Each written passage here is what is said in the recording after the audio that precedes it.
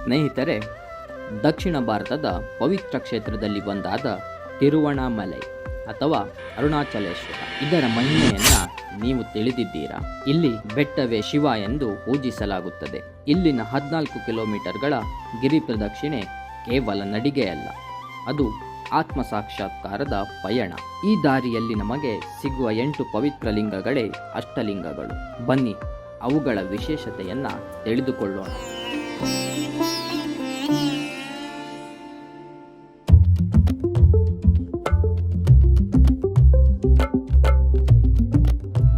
ನಮಗೆ ಮೊದಲು ಸಿಗುವ ಲಿಂಗವೇ ಪೂರ್ವ ದಿಕ್ಕಿನಲ್ಲಿ ಇರುವ ಇಂದ್ರಲಿಂಗ. ದೇವತೆಗಳ ರಾಜ ಇಂದ್ರ ಸ್ಥಾಪಿಸಿದ ದೇವಾಲಯವಿದು. ಈ ಲಿಂಗದ ದರ್ಶನದಿಂದ ಐಶ್ವರ್ಯ ಮತ್ತು ದೀರ್ಘಾಯುಷ್ಯ ಪ್ರಾಪ್ತಿಯಾಗುತ್ತದೆ.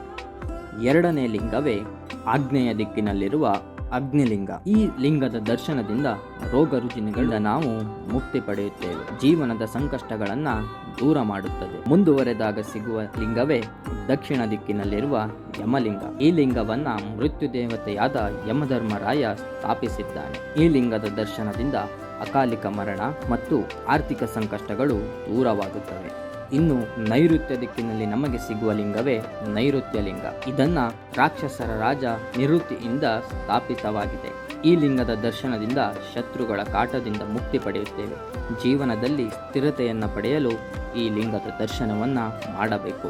ಪಶ್ಚಿಮ ದಿಕ್ಕಿನಲ್ಲಿ ಇರುವ 5ನೇ ಲಿಂಗವೇ ವರುಣಲಿಂಗ. ಈ ಲಿಂಗವನ್ನ ವರುಣ ದೇವನು ಸ್ಥಾಪಿಸಿದ್ದಾನೆ. ಈ ಲಿಂಗದ ದರ್ಶನದಿಂದ ಸಮಾಜದಲ್ಲಿ ಉತ್ತಮ ಹೆಸರು ಮತ್ತು ಸಾಮಾಜಿಕ ಪ್ರತಿಷ್ಠೆ ಪಡೆದುಕೊಳ್ಳಬಹುದು. ಇನ್ನು ವಾಯುವ್ಯ ದಿಕ್ಕಿನಲ್ಲಿ ಸಿಗುವ ಲಿಂಗವೇ ಗಾಳಿಯ ಅಧಿದೇವತೆಯಾದ ವಾಯುವಿನಿಂದ ಸ್ಥಾಪಿತವಾದ ವಾಯುಲಿಂಗ. ಈ ಲಿಂಗದ ದರ್ಶನದಿಂದ ಉಸಿರಾಟದ ತೊಂದರೆಗಳು ನೀಗುತ್ತವೆ ಮತ್ತು ಮಾನಸಿಕ ಶಾಂತಿ ದೊರೆಯುತ್ತವೆ. ಇನ್ನು ಧನ ದೇವತೆ ಕುಬೇರನಿಂದ ಸ್ಥಾಪಿತವಾದ ಲಿಂಗವೇ ಉತ್ತರ ದಿಕ್ಕಿನಲ್ಲಿರುವ ಕುಬೇರಲಿಂಗ.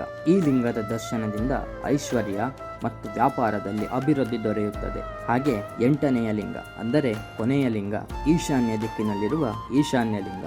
ಈ ಲಿಂಗದ ದರ್ಶನದಿಂದ ಶಾಂತಿ ದೊರೆಯುತ್ತದೆ ಮತ್ತು ಇದನ್ನ ಜ್ಞಾನದ ಸಂಕೇತವೆಂದು ನಂಬಲಾಗುತ್ತದೆ. ನೋಡಿದ್ರಲ್ಲ ಸ್ನೇಹಿತರೆ, ಅರುಣಾಚಲದ ಈ 8 ಲಿಂಗಗಳ ಮಹಿಮೆ ಅಪಾರ. ನೀವು ಒಮ್ಮೆಯಾದರೂ ಇಲ್ಲಿಗೆ ಭೇಟಿ ನೀಡಿ. ನಮಸ್ಕಾರ.